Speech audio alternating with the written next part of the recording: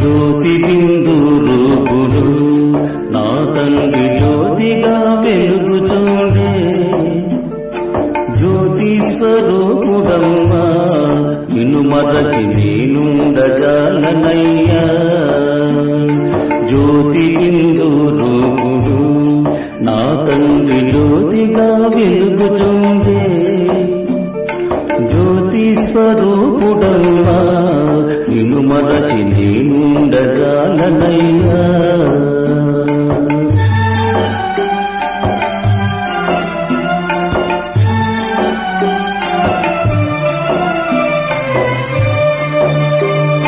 శివరాత్రి రోజునందు నా తండ్రి భూమిపై అవతరించే, శివరాత్రి రోజునందు నా తండ్రి భూమిపై అవతరించే, కారణా జన్ముడమ్మా నా తండ్రి కఠినము లేనివాడు. జ్యోతి బిందు రూపుడు నా తండ్రి జ్యోతిగా వెలుగుతుండే, జ్యోతి స్వరూపుడమ్మా నిన్ను మరచి నేనుండజాలనయ్యా.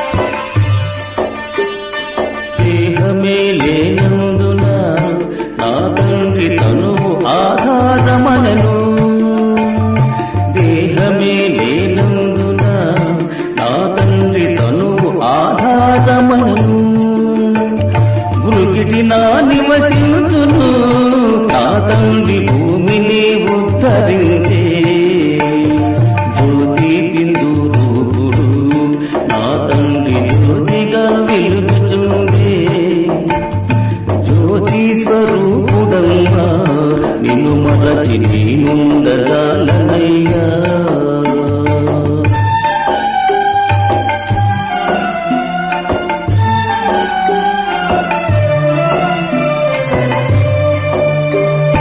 బిందు స్వరూపుడమ్మా, బిందు స్వరూపుడమ్మా జనన మరణము లేనివాడు, నిష్కామి సేవ చేసే నా తండ్రి ఆత్మలను ఉద్ధరించే, జ్యోతి బిందు రూపుడు నా తండ్రి జ్యోతిగా వెలుగుతుండే, జ్యోతి స్వరూపుడమ్మా నిన్ను మరచి నేనుండజాలనయ్యా.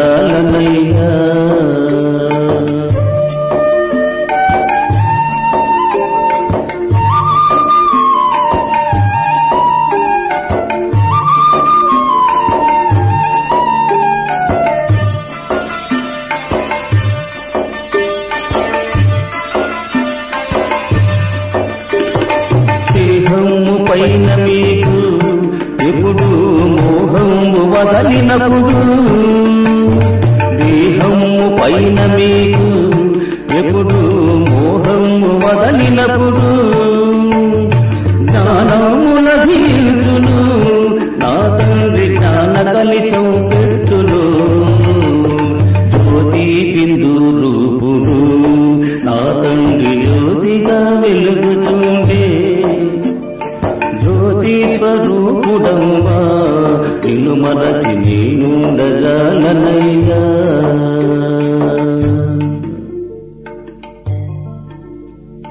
ఓం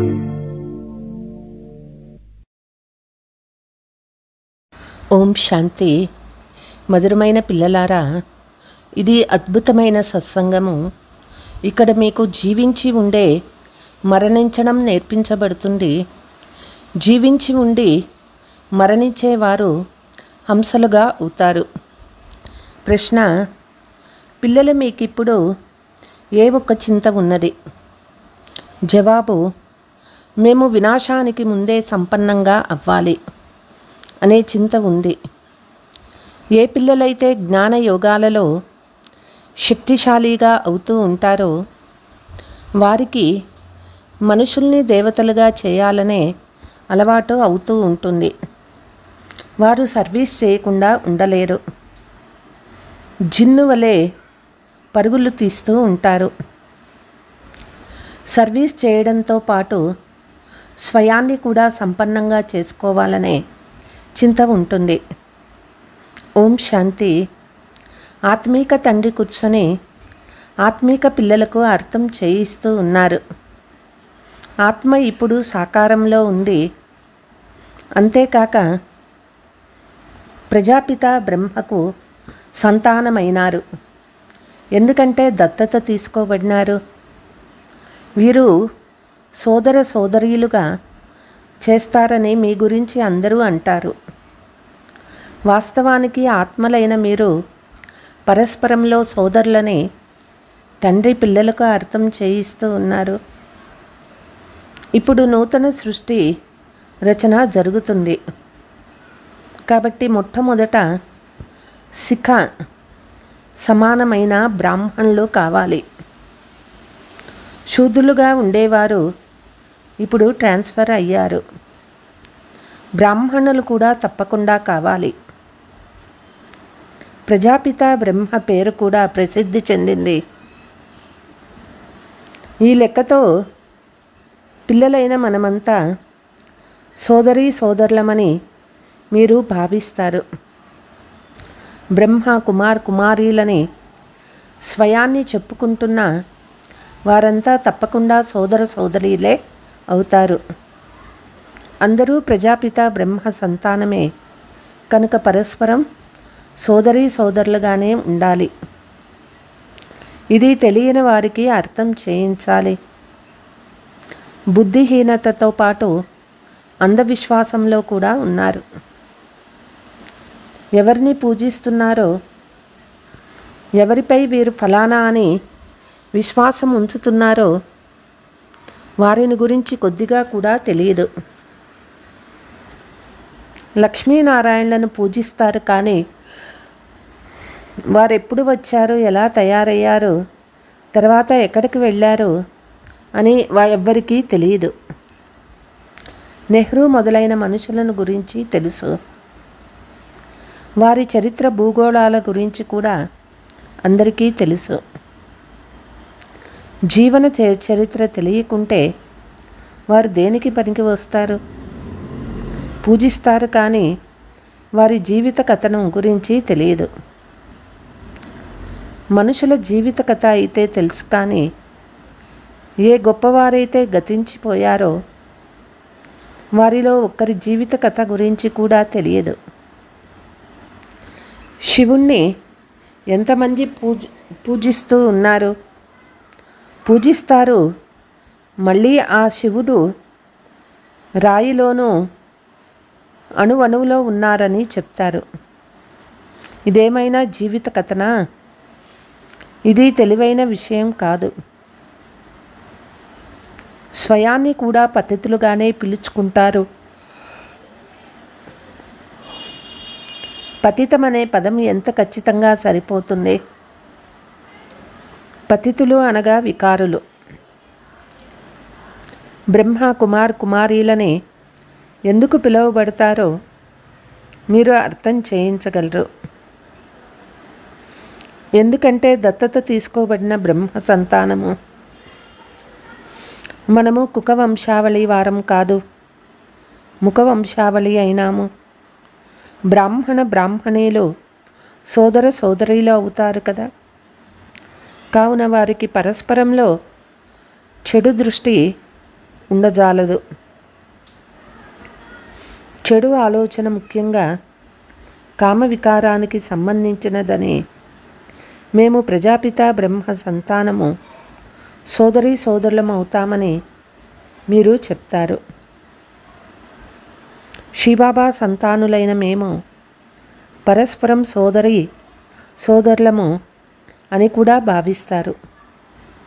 ఇది కూడా పక్కాగా ఉన్నది. ప్రపంచానికి ఏమీ తెలియదు, నామమాత్రానికి సోదరులము అనేస్తారు. సర్వ ఆత్మల తండ్రి వారొక్కరే అని మీరు అర్థం చేయించగలరు. వారిని అందరూ పిలుస్తారు. మీరు చిత్రంలో కూడా చూపించారు. గొప్ప గొప్ప ధర్మాలు గల వారు నిరాకారులైన తండ్రిని అంగీకరిస్తారు. వారు నిరాకార ఆత్మల తండ్రి. సాకారంలో అందరి తండ్రి ప్రజాపిత బ్రహ్మ. అతని ద్వారా మళ్ళీ వృద్ధి చెందుతూ ఉంటారు. వృక్షము పెరుగుతూ ఉంటుంది. భిన్న భిన్న ధర్మాలలో వస్తూ ఉంటారు. ఆత్మ ఈ శరీరానికి భిన్నంగా ఉన్నది. శరీరాన్ని చూసి వీరు అమెరికన్లు, వీరు ఫలానా అని చెప్తారు. ఇలా ఆత్మను గురించి చెప్పరు. ఆత్మలన్నీ శాంతిధామంలో ఉంటాయి. అక్కడి నుండి పాత్రను అభినయించేందుకు ఇక్కడికి వస్తాయి. పునర్జన్మలైతే అందరూ తీసుకుంటారు. పైనుండి కూడా కొత్త ఆత్మలు వస్తూ ఉంటాయని మీరు ఏ ధర్మము వారికైనా వినిపించవచ్చు. తండ్రి అర్థం చేయిస్తూ ఉన్నారు. మీరు కూడా మనుషులే.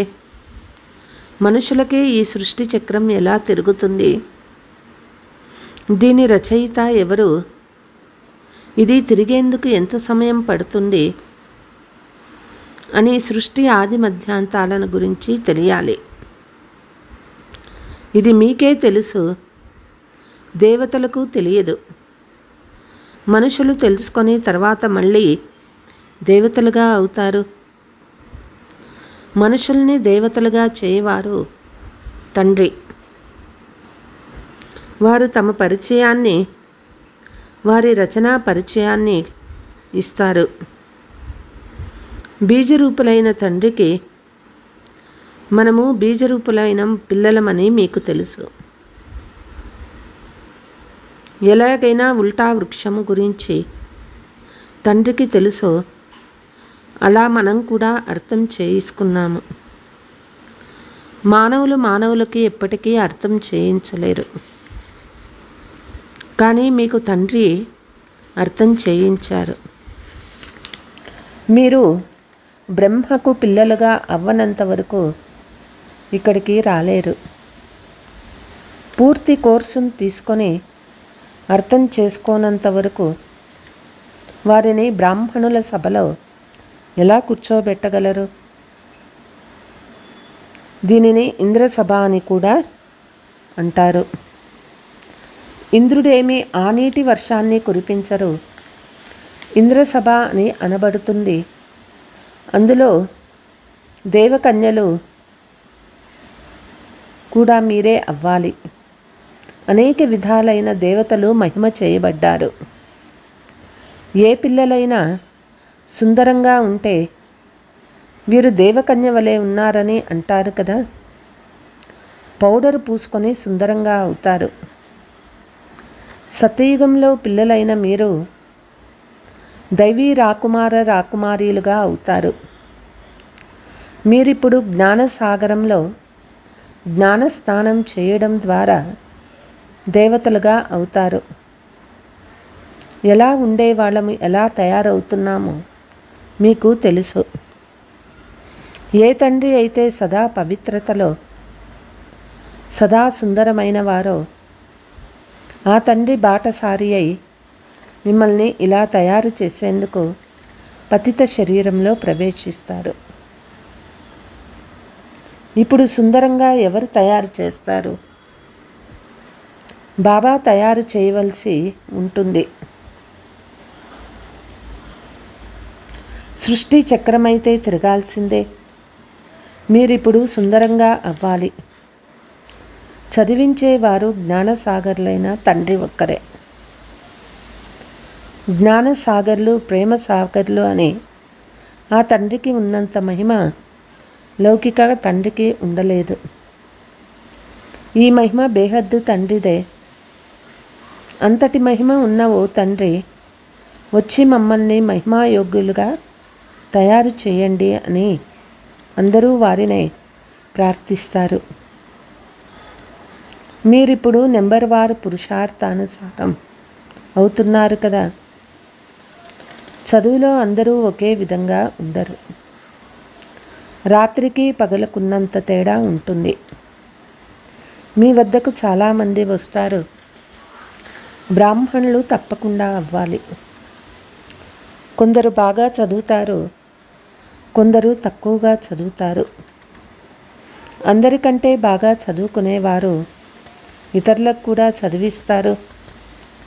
ఎన్ని కాలేజీలు తెరవబడుతూ ఉంటాయో మీరు అర్థం చేసుకోగలరు. ఈ కాలేజీలో రచయిత, రచన, ఆది మధ్యాంత జ్ఞానం లభిస్తుందని అందరూ తెలుసుకునే విధంగా కాలేజీని తయారు చేయండని తండ్రి కూడా చెప్తారు. తండ్రి భారతదేశంలోనే వస్తారు కనుక భారతదేశంలోనే కాలేజీలు తెరుస్తూ ఉంటారు. పోను పోను విదేశాలలో కూడా తెరుస్తూ ఉంటారు. కళాశాలలు, విశ్వవిద్యాలయాలు చాలా కావాలి కదా. చాలామంది ఇక్కడికి వచ్చి చదువుకొని చదువు పూర్తయిన తర్వాత దేవీ దేవతా ధర్మంలోకి బదిలీ అవుతారు. మనుషుల నుండి దేవతలుగా అయిపోతారు. మీరు మానవుల నుండి దేవతలుగా అవుతారు కదా. మానవుల నుండి దేవతలుగా చేసేవారి మహిమ వర్ణించనలవి కాదు. గాయనము ఉంది. ఇది మానవుల ప్రపంచం, అది దేవతల ప్రపంచం. దేవతలకి మనుషులకు రాత్రికి పగలు ఉన్నంత తేడా ఉంది. పగల్లో దేవతలు, రాత్రిలో మానవులు ఉంటారు. అందరూ భక్తులుగా, పూజారులుగానే ఉన్నారు. మీరిప్పుడు పూజారుల నుండి పూజనీయులుగా అవుతారు. సత్యయుగంలో శాస్త్రాలు, భక్తి మొదలైన పేర్లు అక్కడ ఉండవు. అక్కడ అందరూ దేవతలుగానే ఉంటారు. మానవులు భక్తులుగా ఉంటారు. మానవులే దేవతలుగా అవుతారు. అది దైవీ ప్రపంచం, ఇది ఆసురీ ప్రపంచం అంటారు. రామరాజ్యము మరియు రావణ రాజ్యము. రావణ రాజ్యాన్ని దేన్ని అంటారు? రావణుడు ఎప్పుడు వచ్చాడో ఇంతకుముందు మీకు ఏమాత్రమూ తెలియదు. లంకా సముద్రంలో మునిగిపోయిందని అంటారు. అదేవిధంగా ద్వారకా గురించి కూడా మీకు అంటారు. ఈ మొత్తం లంక అంతా మునిగిపోతుందని మీకు తెలుసు. ప్రపంచమే ఒక అనంతమైన లంక. ఇదంతా మునిగిపోతుంది, నీరొచ్చేస్తుంది. స్వర్గం మాత్రం మునిగిపోదు. ఎంత అపారమైన ధనం ఉండేది. ఒక్క సోమనాథ మందిరంలోనే ముసల్మానులు ఎంత లూటీ చేశారు. మహమ్మద్ గజని 17 సార్లు దండెత్తి వచ్చి ఒక్క సోమనాథ మందిరంలో అమూల్యమైన ఖజానాను 17,000 వంటల పైన దేశానికి దోచుకుపోయాడు. ఇప్పుడు చూడండి, ఏమీ లేదు. భారతదేశంలో అపారమైన ధనం ఉండేది. భారతదేశాన్నే స్వర్గమని అంటారు. ఇప్పుడు స్వర్గమని అంటారా? ఇప్పుడు నరకంగా ఉంది, మళ్ళీ స్వర్గంగా అవుతుంది. స్వర్గాన్ని ఎవరు తయారు చేశారో, నరకాన్ని ఎవరు తయారు చేశారో ఇప్పుడు మీకు తెలుసు. రావణ రాజ్యం ఎంతకాలం ఉంటుందో కూడా తెలిపించారు. రావణ రాజ్యంలో ఎన్ని ధర్మాలైపోయాయి.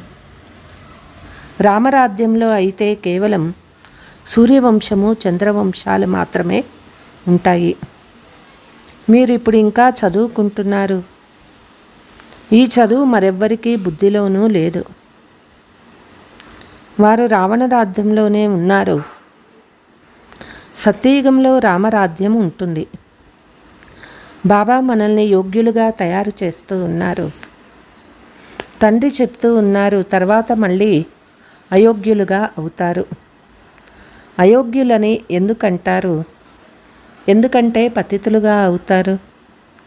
దేవతల అర్హత మనిషి మహిమను, తమ అనర్హత మహిమను గానం చేస్తారు.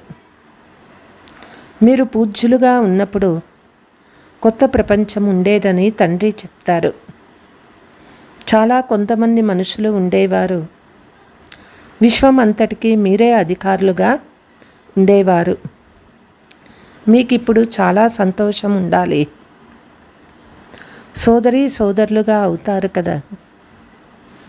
వీరు ఇళ్ళు వాకిళ్లను వదిలింప చేస్తారని వారంటారు. తర్వాత వారే వచ్చి శిక్షణ తీసుకున్నప్పుడు జ్ఞానం చాలా బాగుందని అర్థం చేసుకుంటారు కదా. సోదరీ సోదరులుగా అవ్వకుంటే పవిత్రత ఎక్కడ నుండి వస్తుంది? అంతా పవిత్రత పైనే ఆధారపడి ఉంది.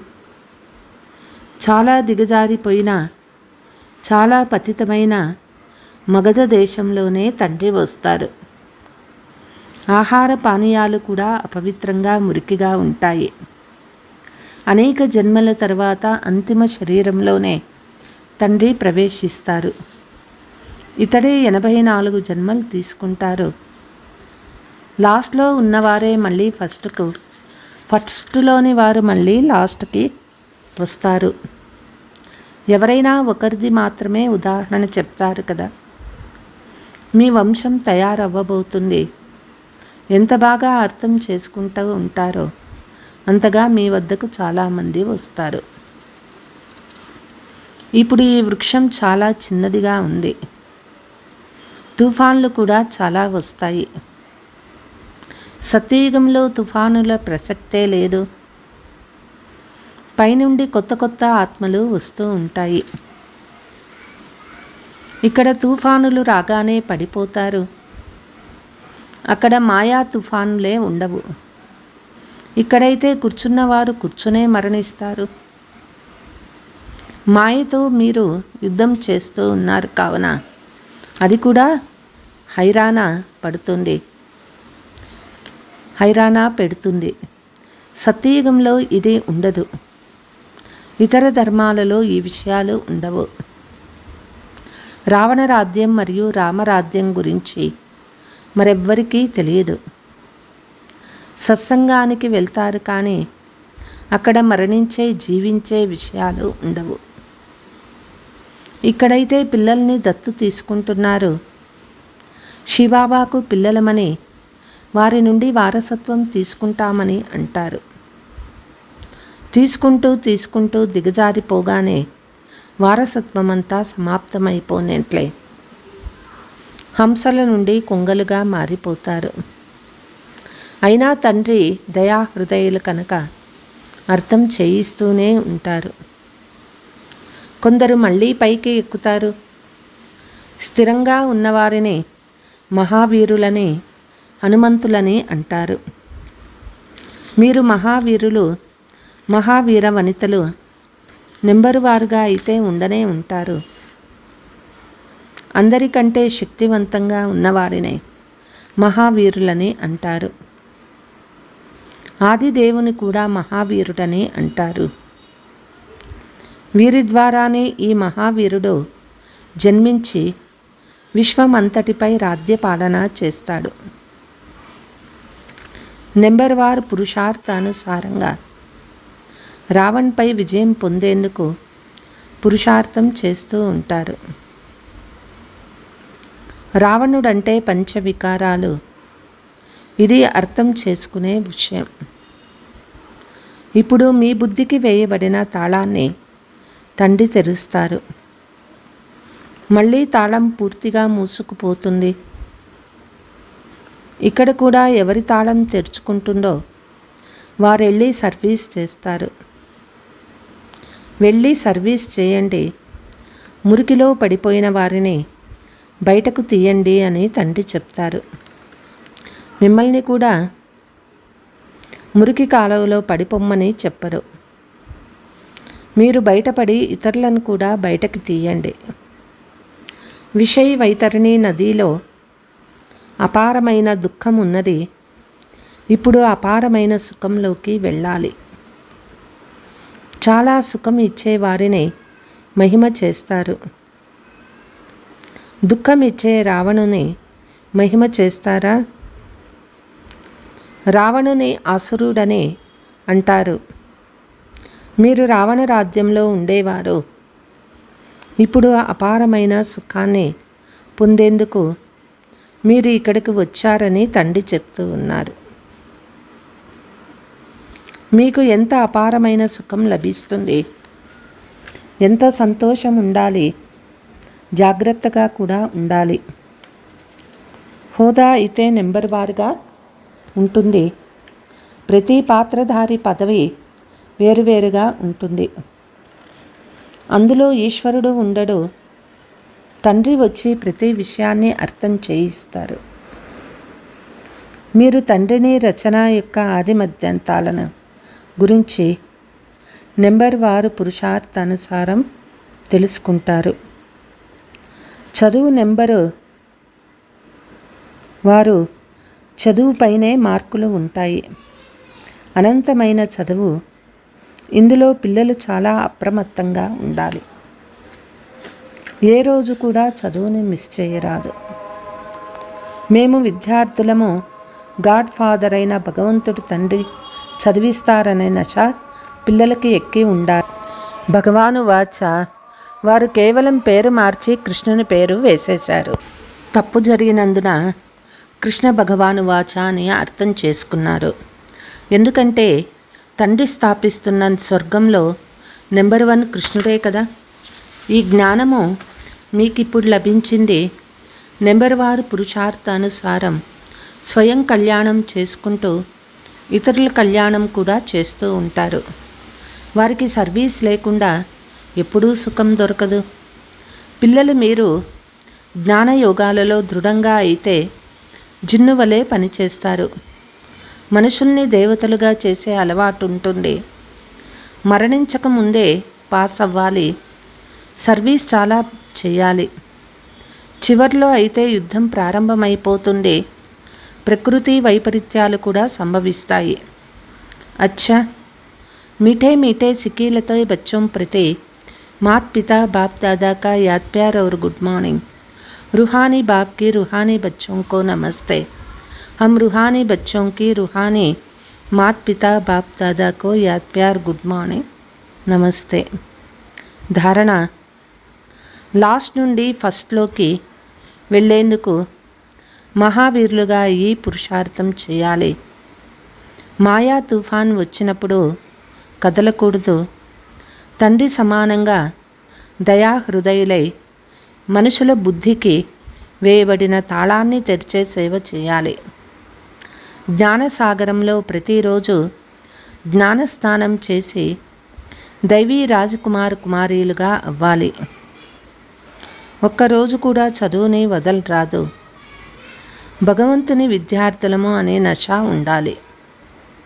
వరదానము గంభీరత గుణం ద్వారా ఫుల్లు మార్కులు జమ చేసుకునే గంభీరత యొక్క దేవి లేక దేవతగా అవ్వండి. వర్తమాన సమయంలో గంభీరత గుణం చాలా అవసరం. ఎందుకంటే మాట్లాడే అలవాటు చాలా ఎక్కువైపోయింది. ఏది నోటికొస్తే అది మాట్లాడతారు. ఎవరైనా ఏదైనా మంచి పని చేసి అది బయటకి చెప్పుకుంటే అది అర్థభాగం సమాప్తమైపోతుంది. అర్థమే జమ అవుతుంది. కానీ ఎవరైతే గంభీరంగా ఉంటారో వాళ్ళకి ఫుల్లుగా జమ అవుతుంది. అందుకే గంభీరత యొక్క దేవి లేక దేవతగా అవ్వండి. ఫుల్ మార్కులు జమ చేసుకోండి. వర్ణన చేసినందున మార్కులు తగ్గిపోతాయి. స్లోగన్: బిందు రూపంలో స్థితమై ఉంటే సమస్యలకు 1 సెకండులో ఫుల్ స్టాప్ పెట్టగలరు. అచ్చా. ఓం శాంతి.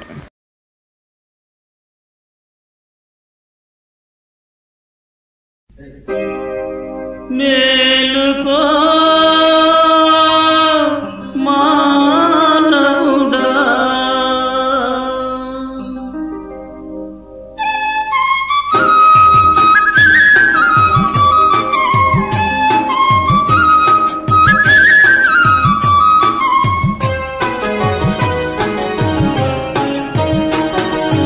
మేలుకో మానవుడా, మేలుకో మానవుడా, మేలుకో. మేలుకొని నీ జన్మ రహస్యం తెలుసుకో. మేలుకో మానవుడా, మేలుకో. మేలుకొని నీ జన్మ రహస్యం తెలుసుకో. భోగములో ఎంతకని ఎదిగావు నీవు, ఎదిగే కొలది నీ జన్మ పతనము. మేలుకో మానవుడా, మేలుకో.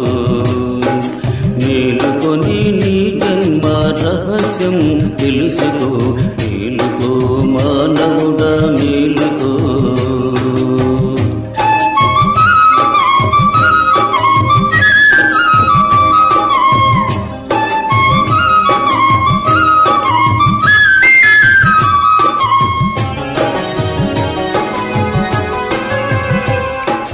పుట్టినప్పుడు పరమాత్ముని సుఖము అనే మార్గంలో నడవమన్నాడు.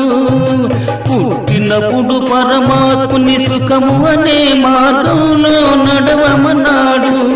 ఆ పరమాత్ముని నీవు నిందించినావు, అందుకే పతనమైపోయావు నీవు. మేలుకో మానవుడా, మేలుకో. మేలుకొని నీ జన్మ రహస్యం తెలుసుకో. మేలుకో మానవుడా, మేలుకో.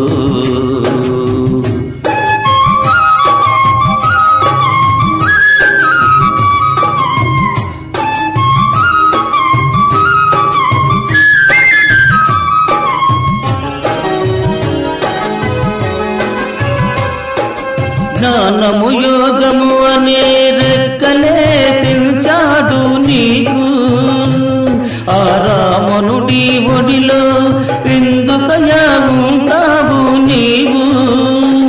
పరమాత్మ రాముడే నీ కోసము వచ్చి, ఓ మానవుడా నీ ఆత్మ మురికిని తొలగించి. మేలుకో మానవుడా, మేలుకో. మేలుకొని నీ జన్మ రహస్యం తెలుసుకో. మేలుకో మానవుడా, మేలుకో.